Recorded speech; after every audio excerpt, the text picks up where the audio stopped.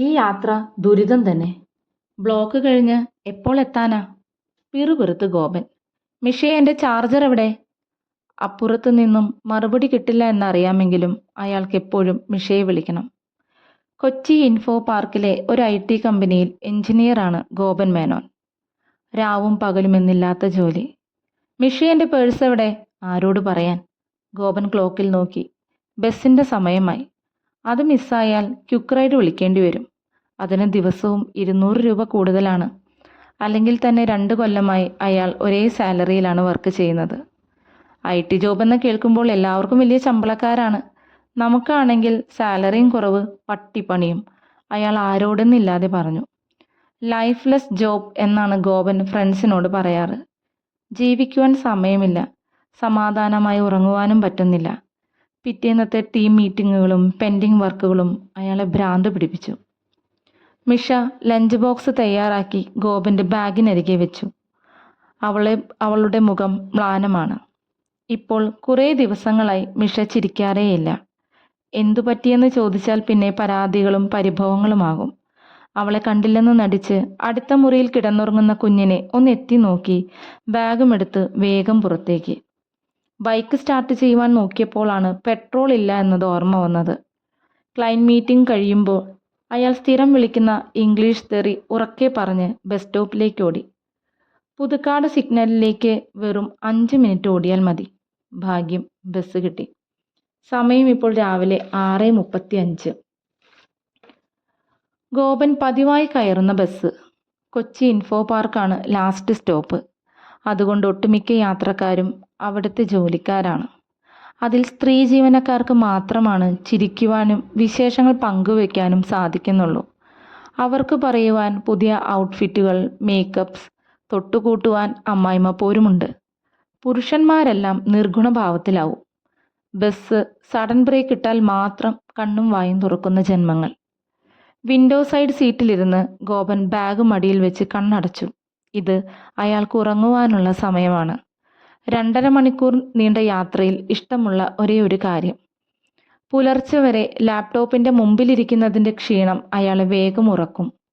ഉറങ്ങിയാലും Aluva metro station എത്തുമ്പോൾ അയാൾ ഉണരും. അപ്പോൾ സ്ഥിരമായി കാണുന്ന ഒരു കാഴ്ചയുണ്ട്. ഒരമ്മയും കുഞ്ഞും. 35 വയസ്സ് തോന്നിക്കുന്ന സ്ത്രീ. മുഷിഞ്ഞ സാരിയും അലസമായ മുടിയും. അവരുടെ മുഖം വിഷാദമാണ്. ദൂരേക്ക് നോക്കിയിരിക്കുന്ന ആ സ്ത്രീയുടെ ചുറ്റും ഒരു 3 വയസ്സുകാരി കളിക്കുന്നുണ്ട്. മുഷിഞ്ഞ വസ്ത്രമാണേലും ആ കുഞ്ഞിൻ്റെ നിഷ്കളങ്കമായ ചിരി അയാളുടെ ഉള്ളു തണുപ്പിച്ചു. ഇവരെ ഇവിടെ കാണുവാൻ തുടങ്ങിയിട്ട് 2-3 ആഴ്ചയേ ആയിട്ടുള്ളൂ. പാവങ്ങൾ, അയാൾ ചിന്തിച്ചു. ആ സ്ത്രീ എന്തേലും കഴിച്ചിട്ട് ദിവസങ്ങളായെന്ന് തോന്നുന്നു. വൈകിട്ട് 7:30 ബസ് ഇവിടെ തിരിച്ചെത്തുമ്പോഴും അവർ അതേ ഇരിപ്പിലാണ്. എന്തെങ്കിലും വാങ്ങിച്ചു കൊടുക്കുവാൻ പലപ്പോഴും അയാൾക്ക് തോന്നാറുണ്ട്. പക്ഷേ ഈ ബസ് പോയാൽ പിന്നെ രാത്രി 9 മണിക്കും വീട്ടിലെത്തില്ല. പെട്ടെന്ന് അയാൾക്ക് തൻ്റെ കുഞ്ഞിൻ്റെ മുഖം മനസ്സിൽ വന്നു. പിന്നെ ബസ്സിലിരിക്കുവാൻ സാധിച്ചില്ല. അയാൾ വേഗം അവിടെ നിന്നിറങ്ങി. അടുത്തുള്ള ബേക്കറിയിൽ കയറി കുറേ പലഹാരങ്ങൾ വാങ്ങിച്ചു. അതും കൊണ്ട് ആ സ്ത്രീയുടെ അടുത്തേക്ക് ചെന്നു. അയാളെ കണ്ടതും ആ കുഞ്ഞ് അമ്മയുടെ പുറകിൽ ഒളിച്ചു. തൻ്റെ മോനേക്കാൾ കുറച്ച് വലുതാണ് ഈ കുട്ടി. അയാൾ കുഞ്ഞിനെ നോക്കി ചിരിച്ചു. പലഹാരപ്പൊതി അവർക്ക് നേരെ നീട്ടി. ആ സ്ത്രീ ക്ഷീണത്താൽ പറഞ്ഞു, വയ്യ സാർ, എനിക്കൊന്നിനും വയ്യ.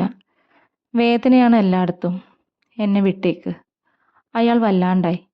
കുഞ്ഞിന് കൊടുക്കൂ എന്ന് പറഞ്ഞ് ഗോപൻ ആ പൊതി അവിടെ വെച്ച് എഴുന്നേറ്റതും ആ സ്ത്രീ അയാളെ നോക്കി. ആ നോട്ടം അയാളുടെ ഉള്ളു പുകച്ചു. ഇത് തൻ്റെ മിഷയല്ലേ? മിഷ, അയാൾ വിളിച്ചു. സ്ത്രീയുടെ മുഖത്ത് നേർത്തൊരു ചിരി. അയാൾ റോഡ് ക്രോസ് ചെയ്ത് ആദ്യം കണ്ട ബസ്സിൽ കയറി. ബസ് സ്റ്റോപ്പിൽ നിന്നും വീട്ടിലേക്ക് ഓടുവാൻ അയാൾ വല്ലാതെ പാടുപെട്ടു. എന്തൊക്കെയോ വേണ്ടാത്ത തോന്നലുകൾ. ഒരുവിധം അയാൾ തൻ്റെ വീട്ടുമുറ്റത്തെത്തി. ഇപ്പോൾ സമയം രാത്രി 9:30. വാതിൽ തുറന്നിട്ടിരിക്കുകയായിരുന്നു. ഗോപൻ അകത്തേക്ക് ഓടി. ഡൈനിങ് ഹാളിൽ ചുമരും ചാരി നിൽക്കുകയാണ് മിഷ.